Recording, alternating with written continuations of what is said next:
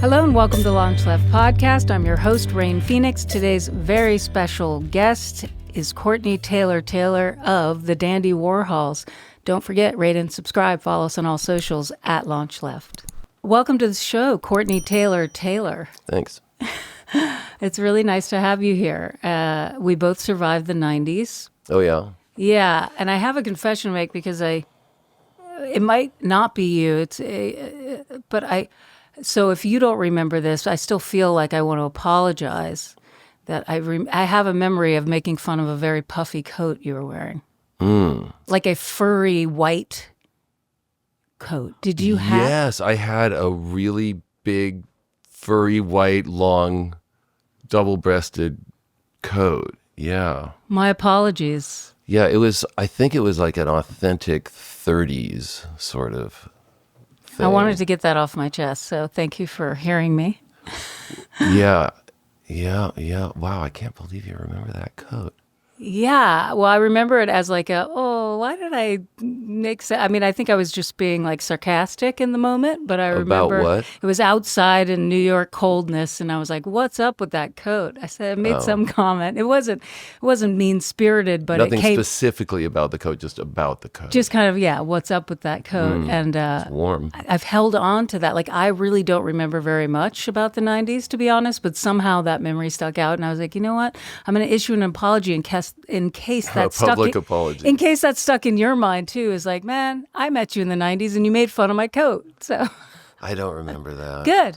Okay, good. Yeah. We can go. We can move on then. I feel absolved. You can move on. Exactly. Yeah. I can finally move on from that. Cool. I'm glad that you're here. You're celebrating 35 years with the Dandy Warhols. 30. 30? 30. Well, what's the difference at this point? You know, it's 30 years. I gave you an extra 5. I'm still blown away that you kept a band that long. That's the hard part, right?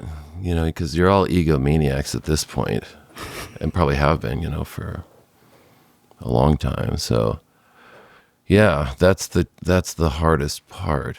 Yeah, 30 years is a really long time for. I've been alive a long time. I'm so fucking old. I wouldn't say it's that. Amazing. Oh my God. You're still rocking. 57 years. Wow. I didn't know you were 57. Yeah. And I have an aunt and uncle that are 92 and 94. All right. And I'm just going, it's taken forever, isn't it? Yeah. That's cool though. So and it's been the same lineup the whole time, is that right? Yeah, we had a different drummer for a couple years at the beginning. Mm-hmm. And he was great. But he just he quit after we put out our first record. And he still fills in and stuff. Oh, really? So you're still friends? Yeah. He put a band together where he was the keyboardist and the singer, and they were, very cool, but he had a hard time keeping a band together. And then he didn't resent me as much for being a bit of a dictator in the beginning, Now I don't make the decisions. It's pretty great.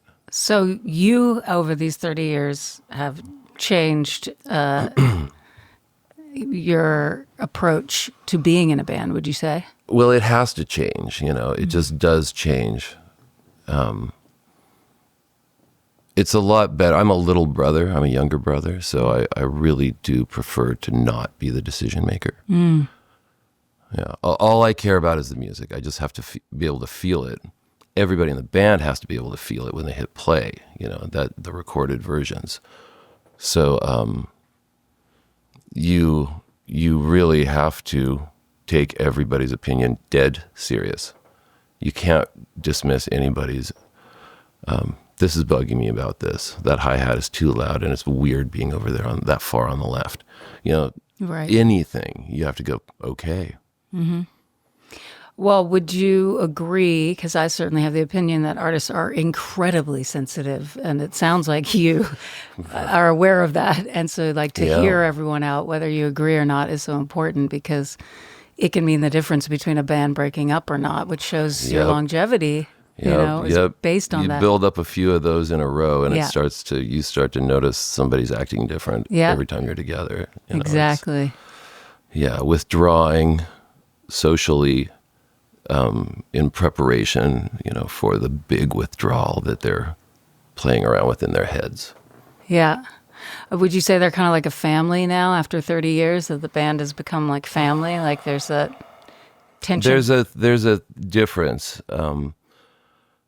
in that we know this is a decision. Family is not a decision. It's just what you got, So it's a lot more of a clean, truly holy experience to force yourself through it sometimes, and then sometimes you're aware of how blessed you are to have these people still.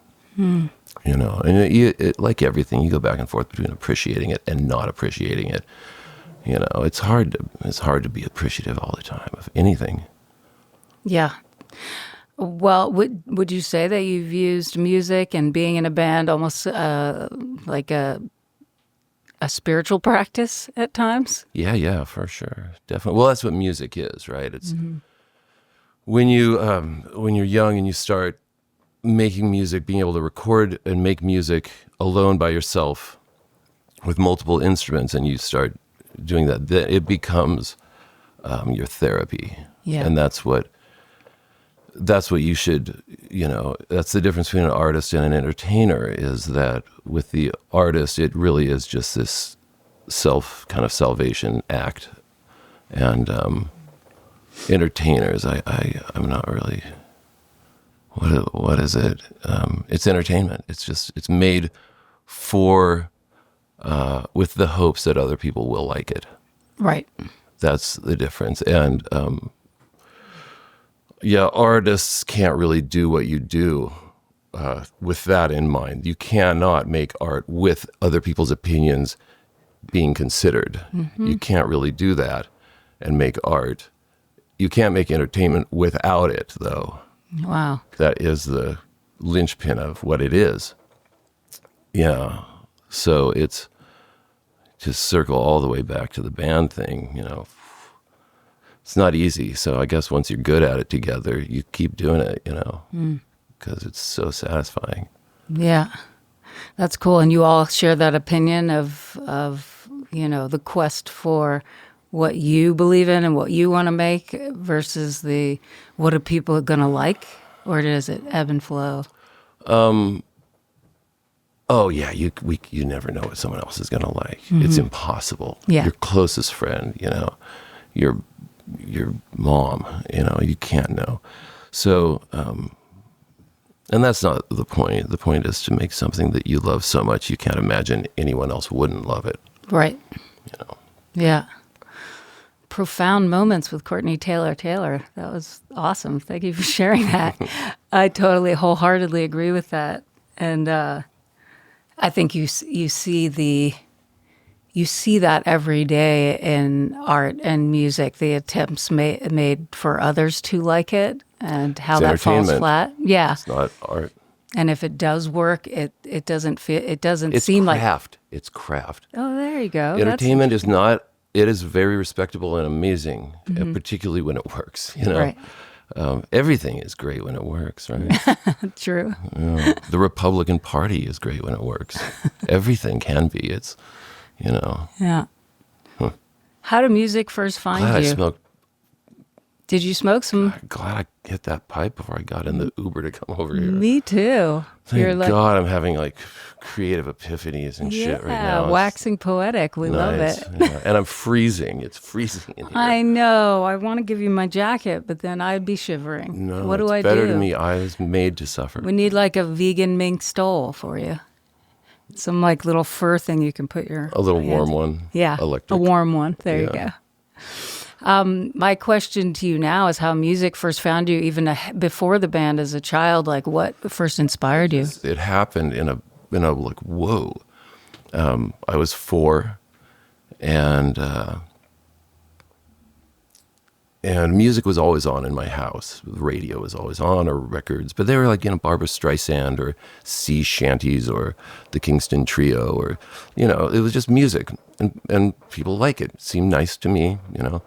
And then there were a lot of people over at the house, and I'm looking up at the bottoms of hands and cups and things. So maybe church people, you know. I grew up going to church, and the stereo, and something happened, and that stereo, something came out of it that I had never felt before, and I was like,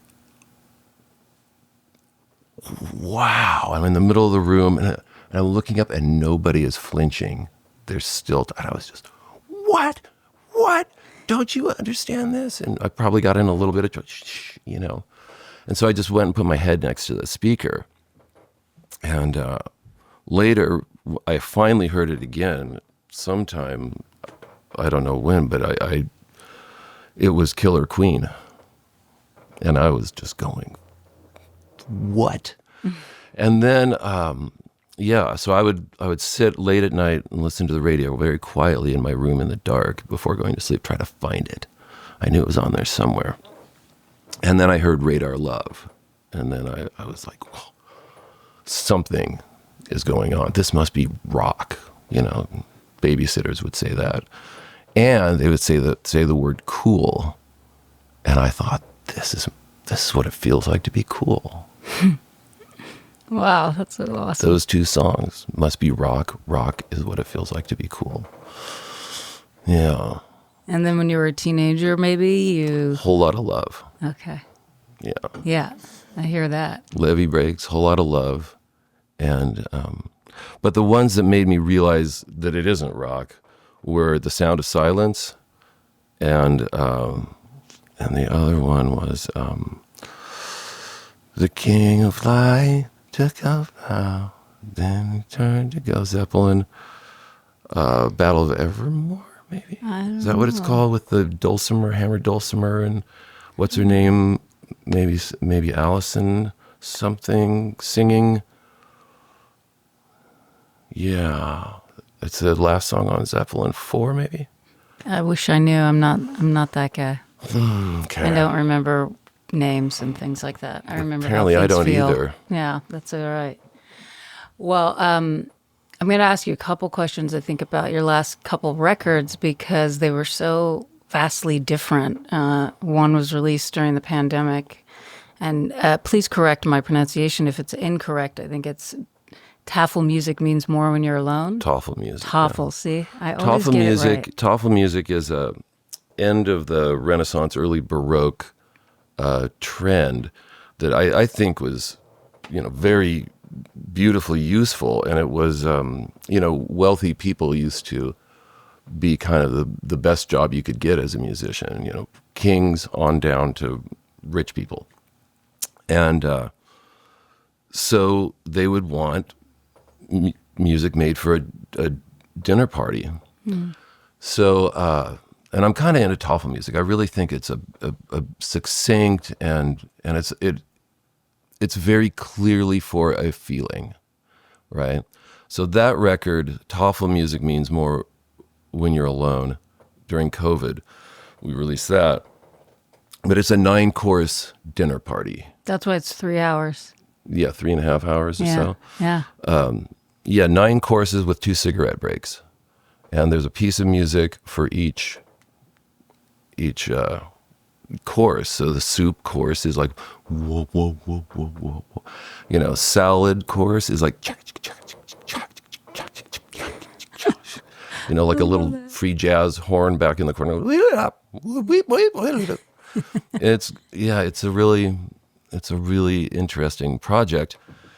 Then I had to go troll the internet and find public domain footage that matched the vibe of each course. And then of course, you know, you got all the dishes. So I designed a bunch, and because I'm kind of a foodie, you know, I like food and wine a lot.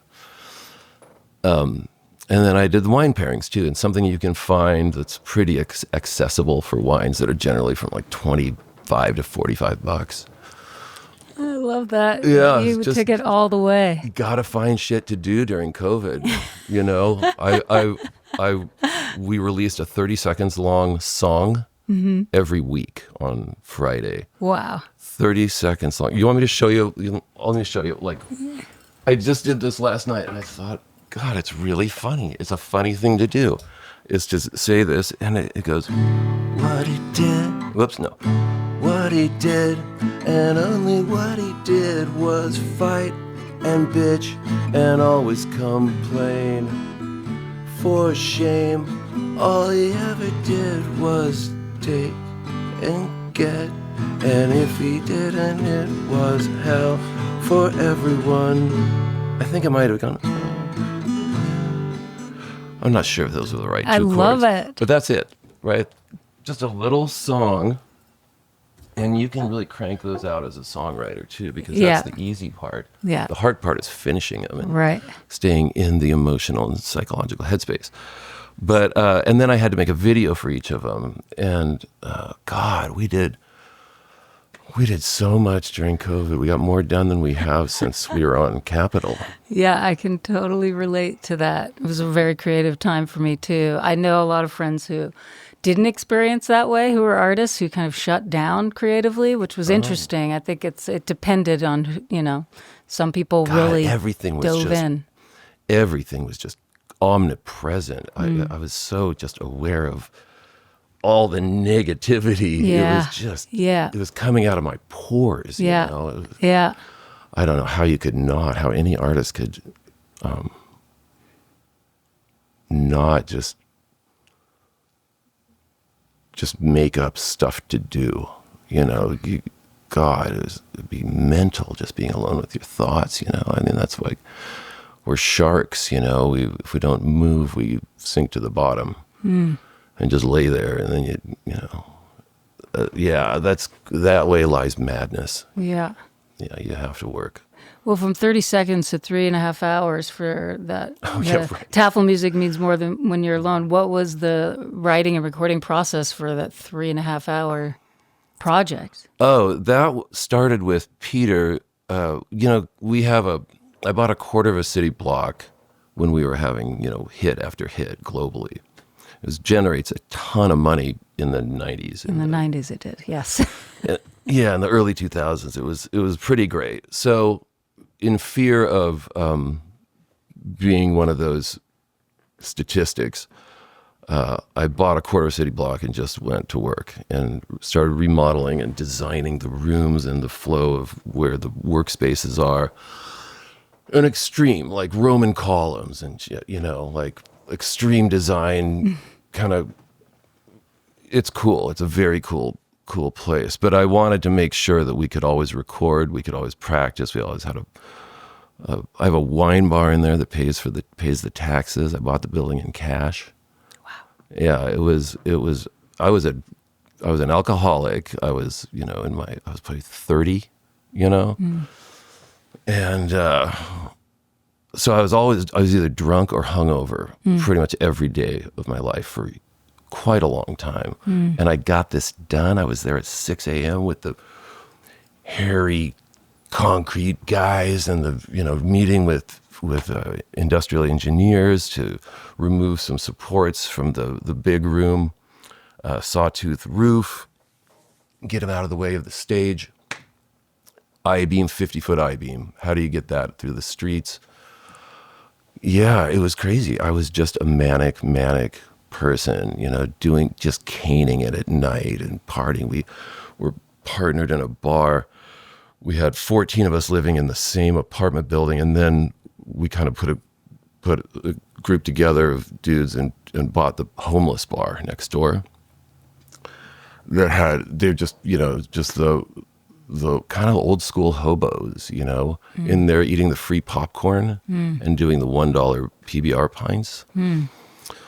And so we had a clubhouse. That was our living room, and it was just party central. It was a crazy, crazy time, and I just cast out this, for what do you call it when you throw it overboard when a ship is going down? A life preserver. It was a life preserver. I bleary-eyed and mashed potatoes in the head, made this decision, and it worked out fantastically well. And was this the space that you ended up making this epic record in? Yeah. We make everything in there. Oh, where I was stoner going with that was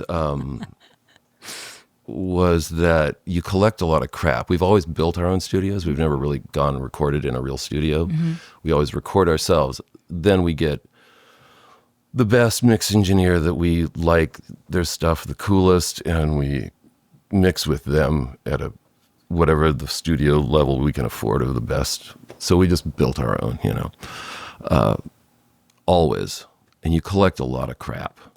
And you collect a lot of toy instruments and great instruments and old instruments and weird, clever, freaky instruments and shaky things and dingy things and rattly things and plastic things. And Peter just said, we got to make a record where we use every single thing we own. That's how that started. Every record needs a concept. That's a good one. That's a pretty good one. It opens a lot of doors. Wow. So that's kind of how that came to be. You just used every dang thing you had in the space that you had acquired. Wow. That's cool. Yeah. Then I started, because I think a lot about food and wine. Okay. I really do. So I started like, hey, pairings. I'll start organizing this into a proper dinner.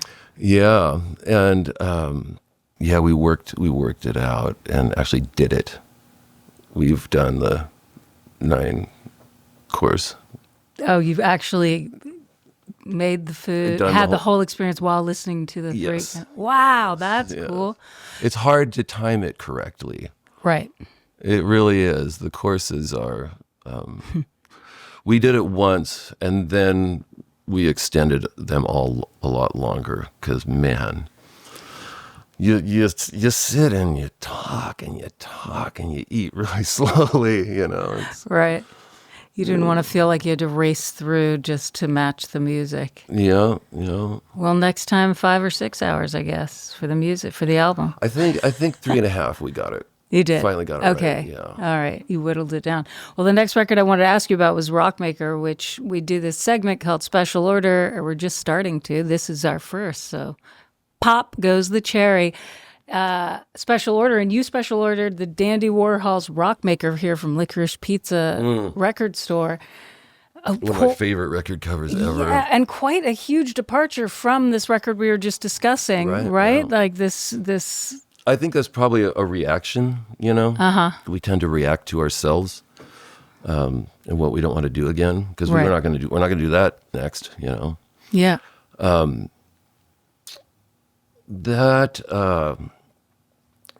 That just, I wanted to make, during COVID, I started posting Metal Mondays. I just would post up like Run to the Hills. This is maybe 1980 or 79 Iron Maiden. It kind of put them on the map. This was a big deal to me and my friends when it happened. And, just Breaking the Law, Judas Priest. This is a shot heard around the world, and for this kind of glam metal, modern glam metal. And, that I just put these metal, and so I just wanted to make one. And so I started a couple songs and I just had metal riffs. And then Pete finally went, that is a cool idea. And so he started doing it, and he just, he had a lot more than I did. And he has a different take. He's also such an insanely good producer that it was really fun to just let him start every song, or almost all of them.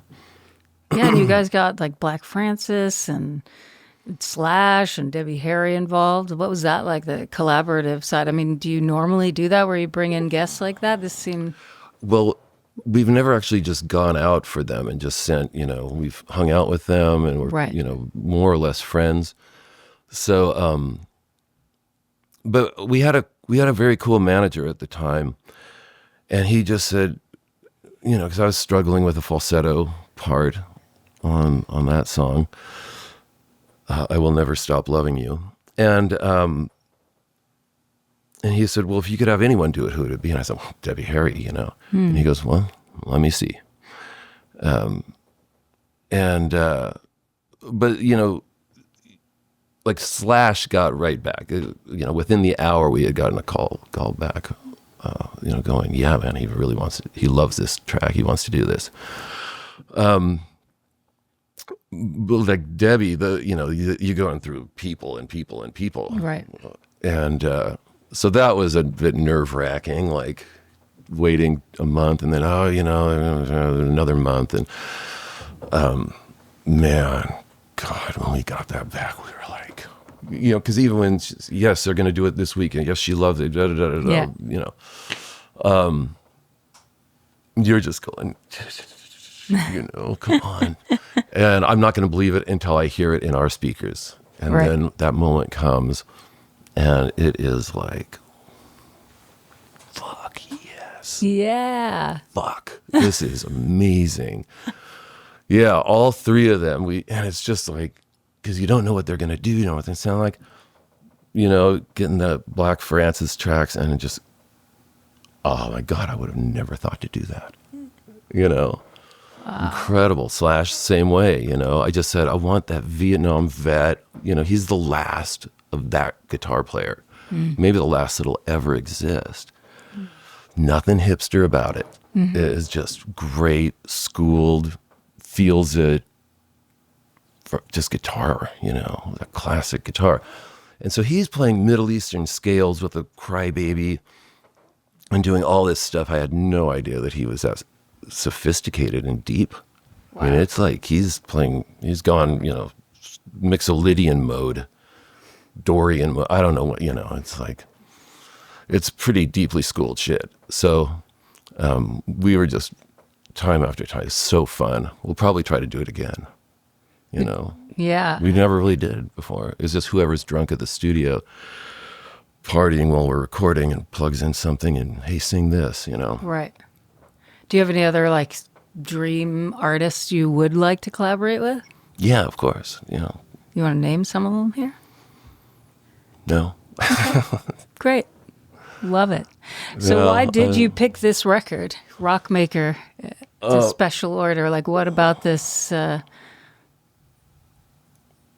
that we could have the cover here. Oh, okay. Yeah.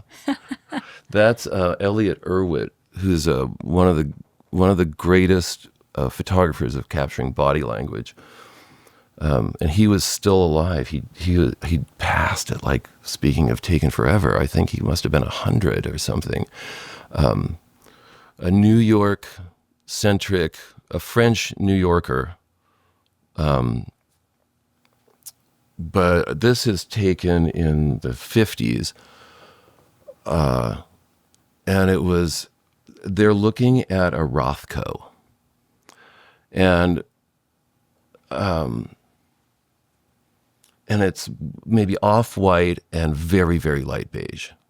And if you know what Rothkos tend to look like, what he got famous for, is he was doing, you know, what like Mondrian would do, except painted like a 6-year-old did it, right? Just blocks. You could see the brushstrokes on the edge, you know.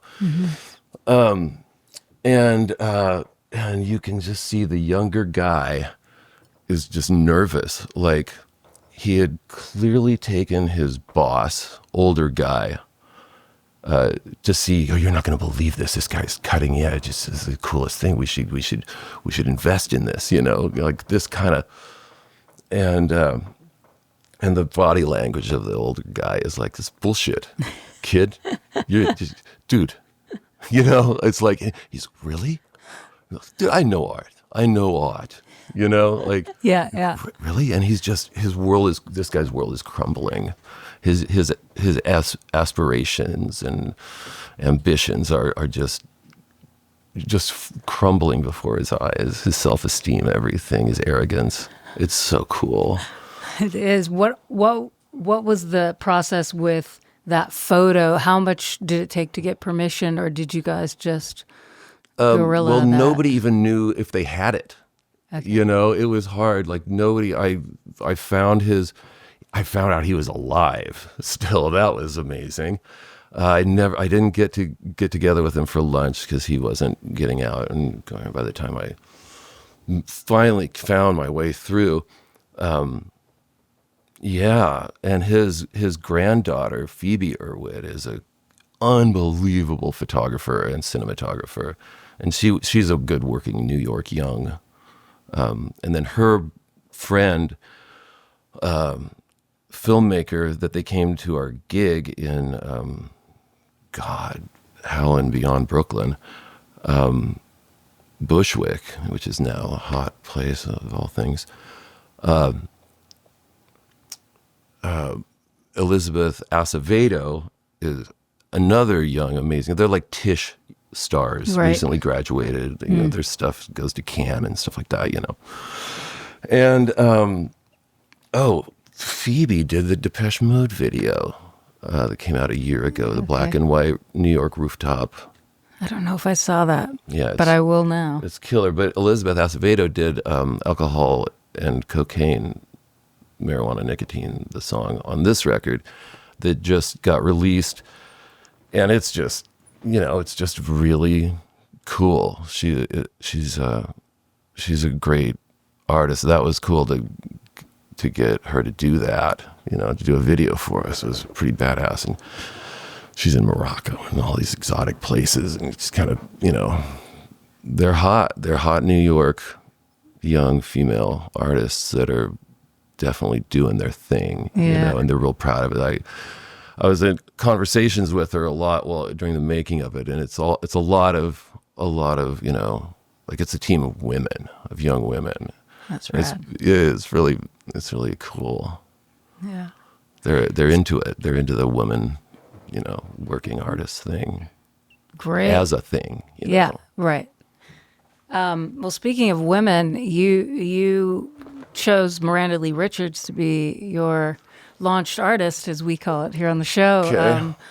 And I just, before we bring her on, I wanted to know, I've known Miranda for a long time and loved her work and her music and her voice.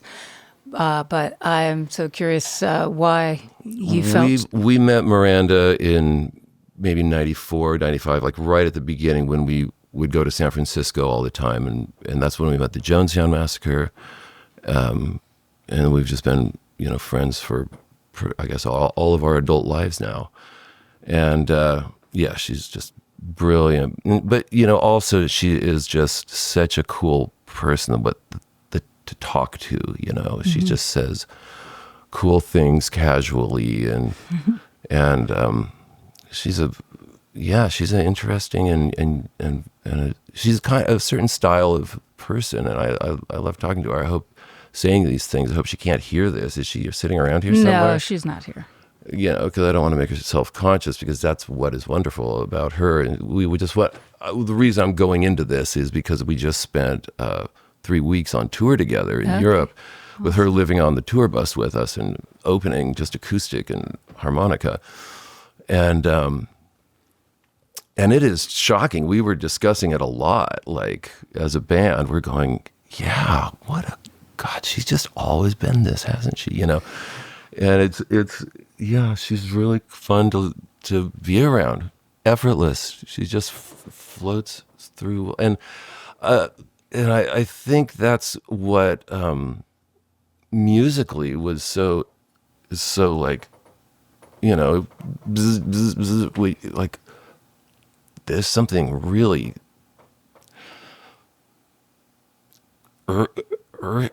primary, earthy.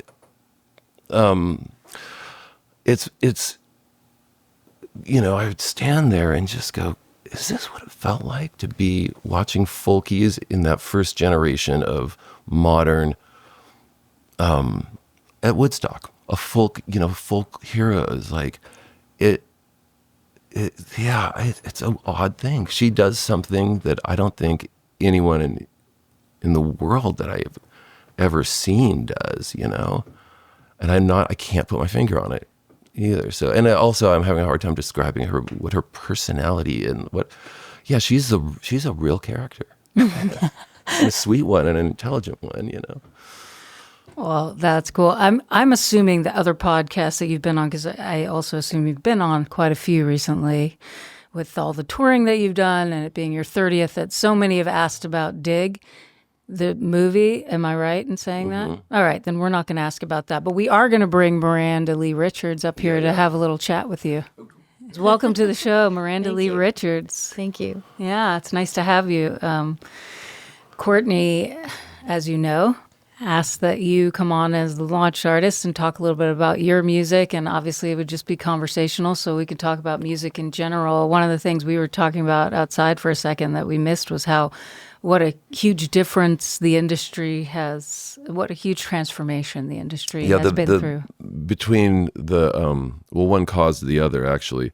I always like to comment that MTV had taken what we do and put it up there on the level of, Michael Jordan, Bono, Bill Clinton, everything, politics, everything, TV, movie stars, Robert Redford, Bruce Springsteen. Yeah. I mean, it was, The Cure, like The Clash. These were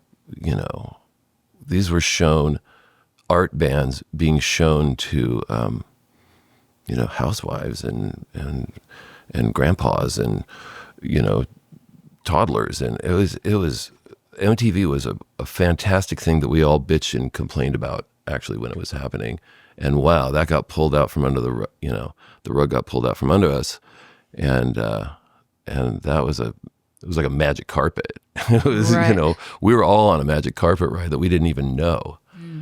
So yeah, and it's gone, and it's the feudal system. Everyone's just we're all artists. Just we've got our little enclave of people. We can go play Paris. We can go play Geneva. We can't stay in as nice a hotel in Geneva as we can in Paris.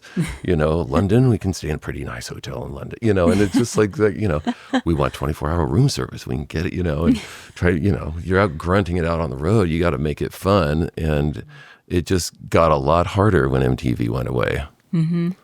I was trying to keep up. Yeah. Yeah. And you got to experience that. I mean, I would say Dandy Warhols is a legacy act. Yeah, we're a heritage. We're a heritage act. Yeah, and I think that for those kind of artists that did do something in the 90s and did get on MTV, you kind of can keep carving out. It gets harder for smaller artists who never had that experience. There's really no avenue. All the music is free now. You have to pay to play. It's gotten really small and really difficult. So, thanks for supporting emerging artists. Although, Miranda, talk to us a little bit about how long you've been making music, because I know I met you about 10 years ago and you were making music then. I assume it was longer. You want to share a little bit about your music over the years? Or? Well, yeah. So to give you an idea of the timing, I was in the audience at the 90s shows in San Francisco when they would come down and tour. And Zia was already in the band. So she was my way shower.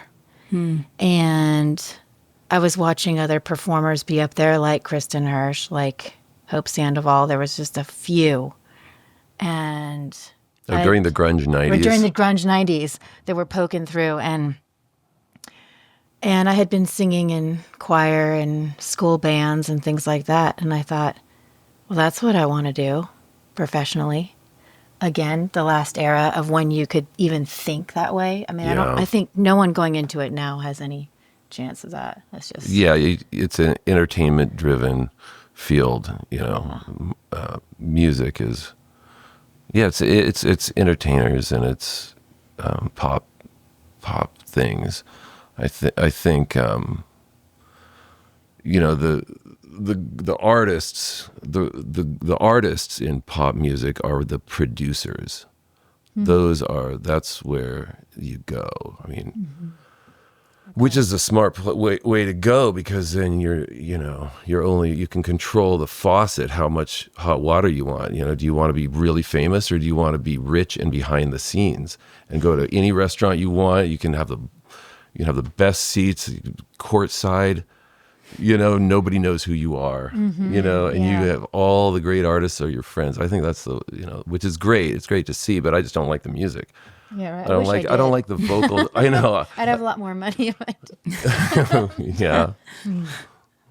Yeah. I mean, occasionally I do. Occasionally some great pop production comes through with a singer that isn't doing one of the 5 cliche, lame voices that you're supposed to do to have a hit.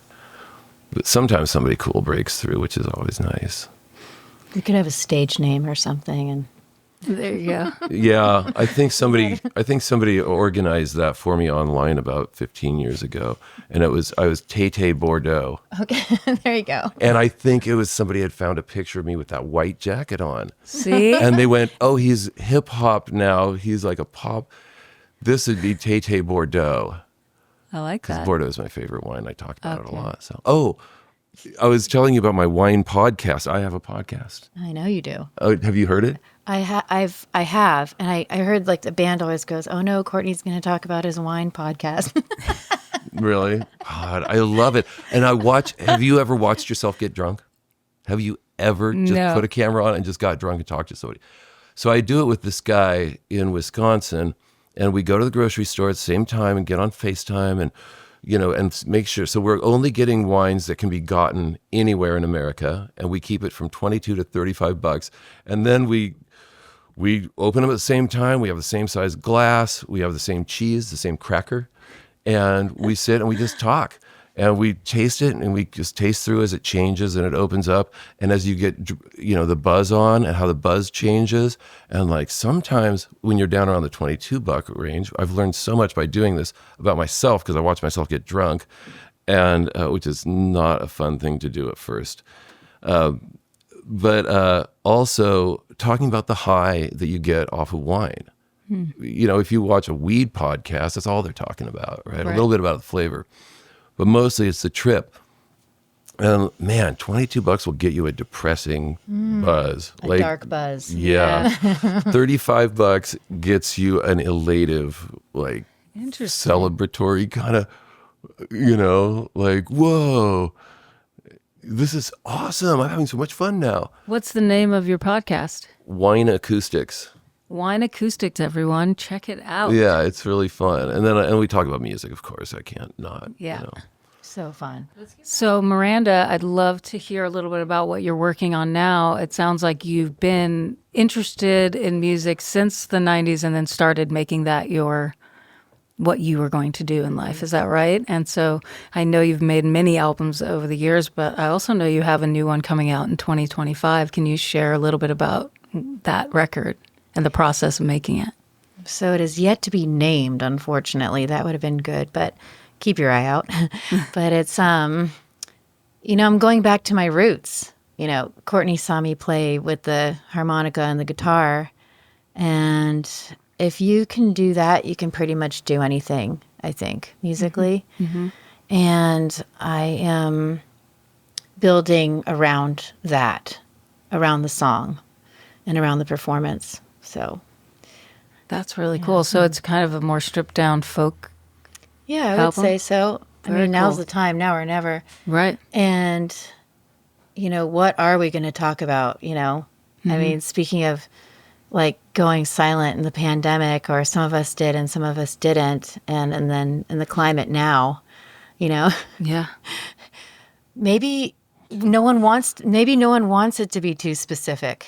Yeah. Maybe the poetry and the metaphor is what's going to carry us through, like all good music that's transcendental anyway, right? Mm-hmm. Yeah, I wonder about that a lot. Well, there aren't protest songs. Right. There's no voice of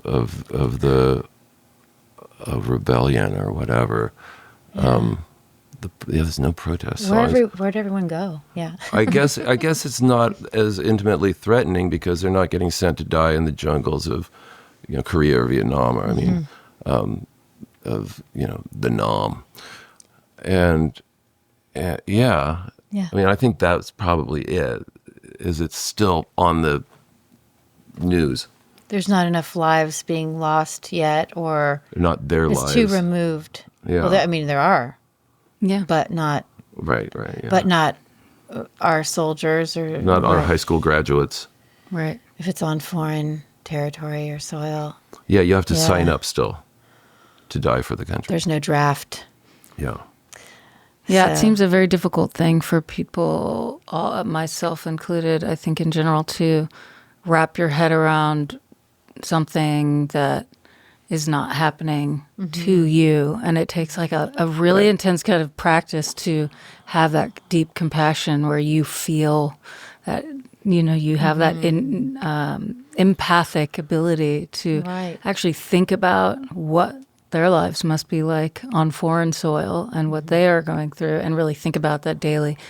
And I do think art and music has such an opportunity to transmute and translate that pain, that suffering to people who aren't really feeling it, aren't connecting to that. I could preach and say I think it's an artist's responsibility to do that, but I also tend to shy away from that because I think each artist has their own journey and it's a selfish act, art. Yeah. Yeah. It is a self-centered. It's I think at the most public, it can be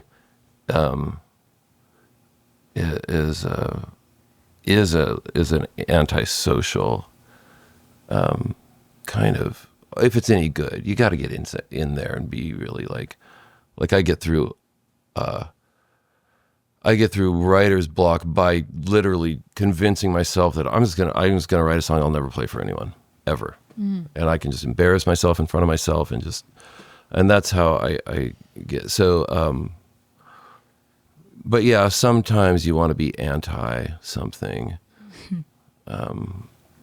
is inspiring. I just don't get why there's not, people get out and, protest. They wave signs and they block freeways and they do that, but they won't write a song. And they're probably all making electronic music on their laptops. Yeah. They seem to be that kind of, active. Yeah. I've attempted it before.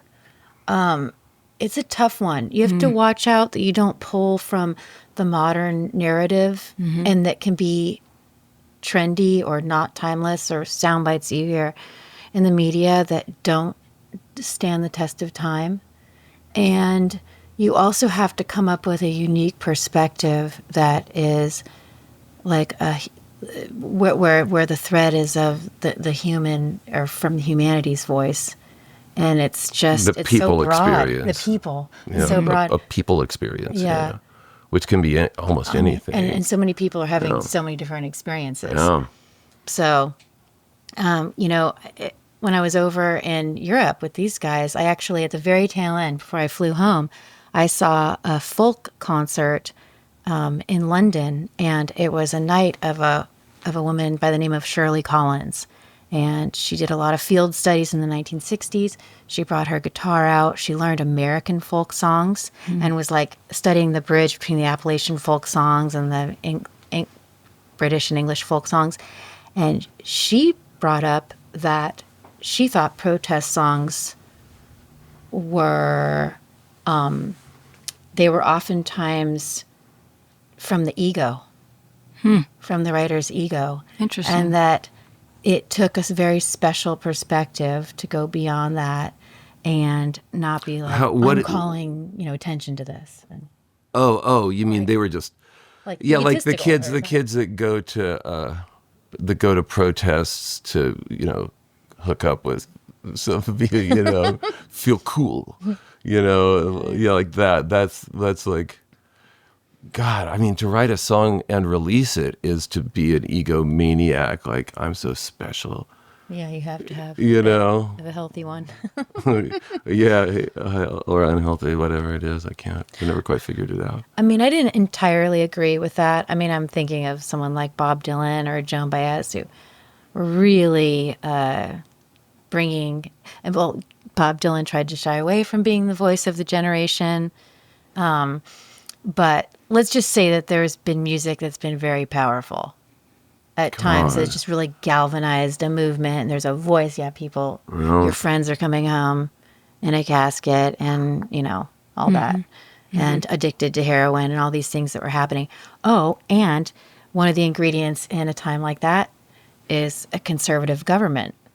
Yeah, that's one of the key ingredient. ingredient. So we've got that again. So we'll see what But happens. it didn't produce any music last time. Yeah, or it just didn't. Oof, like I said, I tried. I have a song called Another World. If anyone wants to listen, it's 12 minutes from my last record. Wow. I tried. But when I listen back to it, there's some things I would change. Maybe I'll make a round 2. I during COVID, I did one of the 30-second. My song yours was 12 minutes, mine was 30 seconds. Even better. Called "We Don't Need to Make America Hate Again," and it's a really good 30-second song. It comes out. I mean, there's a lot to say. There is. Yeah. It's hard. It is, though, that the idea of writing, specifically going into trying to write a song that's going to like be part of the, that always feels just too false. So it's really hard. But there are certain artists that kind of can hint around it or share their thoughts on something, but couched in poetry, which I think is kind of what you're talking about, making a folk album that's really just like, maybe we don't need to lay it out. Maybe it can be poetry. Right. And if you get from it what you're looking for that is touching upon some of the deeper issues, great. Exactly. But it may not have meant that. God, that's what I've always used as a last resort. Is to not nail it in prose, just to use impressionist language and decorative language. Yeah, I've never really thought about doing that on purpose. That's sort of like the last resort. What you make up for with obscurity what you lack in content. Yeah. There you go. Yeah, it's interesting. Yeah, it changes, right? Yeah, right. Yeah. Let's plan for each other. You bash through it on how you feel, You are always like, am I going to be embarrassed that this is too blatantly, I'm dodging the issue, I'm being mealy-mouthed and not really saying it? Or is this just too blatant and vulgar? And here's the other one. Is this a child's perspective? Is this an immature perspective, take on it? Mm-hmm. Am I just uninformed? Right. Well, but then again, if you just said it at the beginning when you said, you do things to feel, as an artist, to feel that they serve why you did them as an artist. Yeah, and makes you're you not, feel better. It's not for other play. people, or you shouldn't be second guessing. Yeah. Like, do I sound dumb? Right? If you really believed in whatever might be your version of a protest song, you would put it out probably, even if it had ridicule, or people made, right? I mean, but also, there's always somebody to be fair, you might shelve it. You know what I mean? After you've made it, you might be like, oh, I'm too embarrassed, and I might shelve it. It's hard to make one of those. I agree. Mm-hmm. This artist here, Jenny O, who's local, she managed to do that with a couple of her songs so well. Like, that just felt like a rally cry to the people, Wow. But it took her a while because I think she wanted to do something like that, and I think she tried and then finally I think it just like poured out the right thing, and so she was able to do that in a way that was really powerful. You'd have to really catch yourself off guard. Yeah, exactly. Can't think about it. Can't think about it. There. God. Yeah. Let's do it. What a job. Do you write stream of consciousness lyrics? Like when you're writing lyrics, is it just kind of like you're writing a melody and you're like, oh, there's I'm singing it and now there's words forming? Or do you really sit with lyrics later, or is it both? It's probably both. I would say my best lyrics, I surprise myself. Yeah. Oh, God, yeah. Like, oh, that was good. Where did that go? Where'd that come from?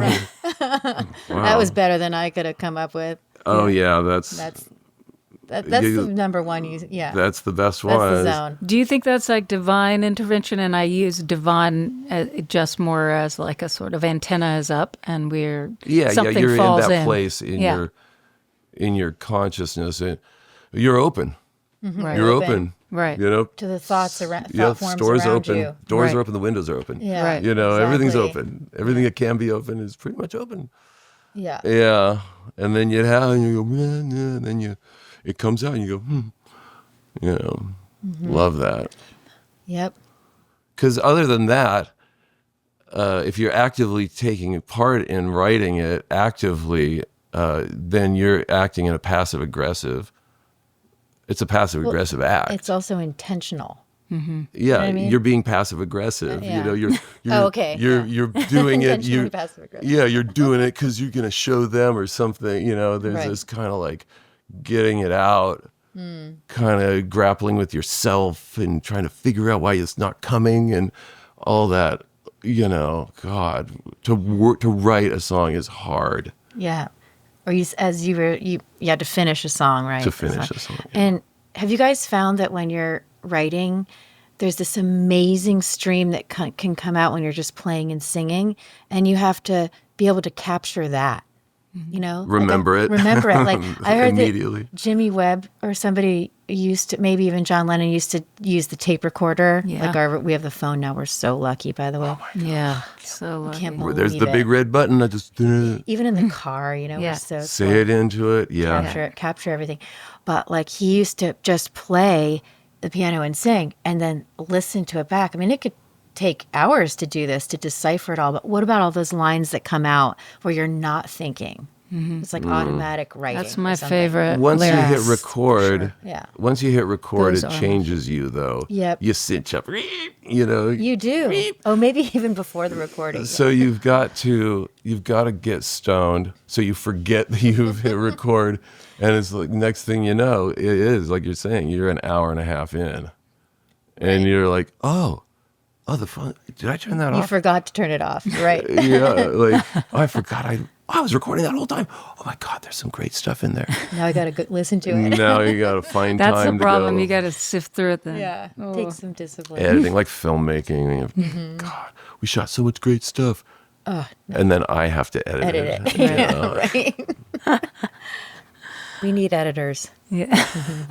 That you can trust their taste and their ability to invent bridges and transitions and things that cover up your shortcomings as a filmmaker and as a director and as a visionary and oh my God. I know some great editors. If you guys, Can you tell that I just You've been hate my job? I'm so tired of being an artist. God, Sounds fun to I'm me. just. I'm you heard it here first, I'm ladies only and gentlemen. thinking of the workload part of it. Why is that? Oh, because I haven't made a record in a while. Right? We finished the record like a year and a half ago or something. And it's time to make another record. You haven't done the fun part, enough of the Yeah. fun part. Right. I haven't. Yeah. Wow. And the touring is even a bit of work too. Oh yes. Just saying. That's why we try to keep it to like 8 days, 5 days, 2 Yeah. weeks. That 3-week tour was the longest thing we've done in quite so fun. quite a long time. What a cool I'm glad. experience. I didn't know you're a real legit drinker. I Because am. you weren't when you were younger. You know. You know, I had a night. It was in Hague.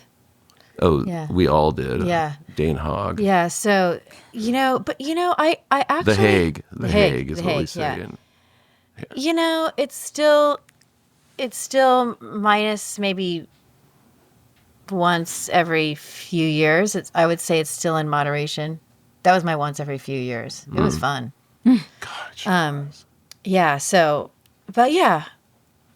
And then people telling you they know where the tour bus is and they're going to take you to it. That was You. yeah. you. You. Yeah. I was like, Maybe which way is it? My phone died. Oh my gosh. Okay, we all need a personal babysitter apparently. On the, We need a little air tag on us Yes. on tour. Well, on the ankle. someo's getting away. Who is that? You know. Before your phone Can you dies. see that? Yeah, Who that's a is good that? one actually. If Yeah. you really had Yeah. someone. Yeah. Yeah. Anyway, all- we had so much fun. And 3 weeks. speaking of good wine, I mean, that's one of the things. If I can keep it to good wine, then that's helpful. It's the only alcohol I drink. But sometimes even on the rider, getting really good wine was mostly good. There was a couple whites that were pretty questionable. That were the Stinkeroos. angry drunks. Yeah, I don't touch those. The hangover. Yeah, like you're drinking it and you're getting a hangover while you're drinking. You know, That's not good. A headache already. Yeah, that's not a good wine. You can smell it. Don't put chemicals. Don't put it in. Yeah. Well, I know that we have to wrap this up so that you can get to sound check and all that Okay. good stuff. So I heard you guys are going to perform together a song by an artist that you both really love. I would say loved, but she's still here, and I hope she's still making music. She's the great Kristin Hersh. Yeah. Yes, Kristin Hersh, one of my faves too. And when you told me what song, I got super excited. Yeah. If you hear some like weird harmony from the back room, it'll be me behind. That'd be amazing. Because I love this song. Yeah. So we're gonna have you. Would you want to share what song it is, Miranda? It's called Your Ghost. All right. Yeah, it's one that I play like You play couple times a year, probably live with Zia. Can't really make it through a whole show without having to go to the bathroom. I think because she has to get kind of maybe a stiffer buzz on than anyone else in the band. Maybe she gets the most nervous or something. We did kind of stick her up at the front of the stage, though. So She says for her voice. I guess. Oh, okay. Oh, right. You have all the inside scoop. All right. Okay. So, so I have a handful of songs that I play, and that one has been historically one that I do because it's just such a beautiful. I don't learn other people's songs very much. I only know 4 or something, and so that happens to be one of them, and it's just stunner. I hope to do it justice. I know you sound, when you were singing it when we were just doing a little bit of it a few minutes ago. Yeah, your voice is incredible. So it made me feel kind of stupid to even be singing it. No, that's what's going to be cool. Okay. Yeah. If I sing it, I can't. It'll only compete. I can't. I don't it'll want to only touch be the as original, cool. It'll only be as cool as we are. It can only be as cool. I don't know. It is. Well, we're going to reset for that now, guys. I am nervous. I get nervous about recording something for forever. Well, we don't have to put it up if you don't like it. Oh, right. If I walk down this hallway tonight, it's too quiet, so I pad through the dark. Call you on the phone, push your old number, and let your house ring till I wake your ghost. Let him walk down your hallway, it's not this quiet. Slide down your receiver, sprint across the wire, follow my number, slide into my hand, and it's the blaze across your nightgown, it's the phone's ring. I think last night you were driving circles around me. I think last night you were driving circles around me. I think last night you were driving circles around me. I can't drink this coffee till I put you in my closet. Let him shoot me down, let him call me off.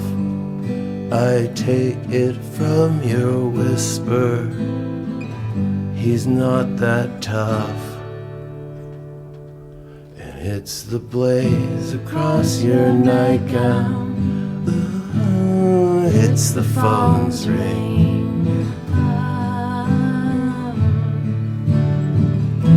think last night you were driving circles around me. I think last night you were driving circles around me. I think last night You were driving circles around me. And you were I think in my last dream. night you were driving circles around me.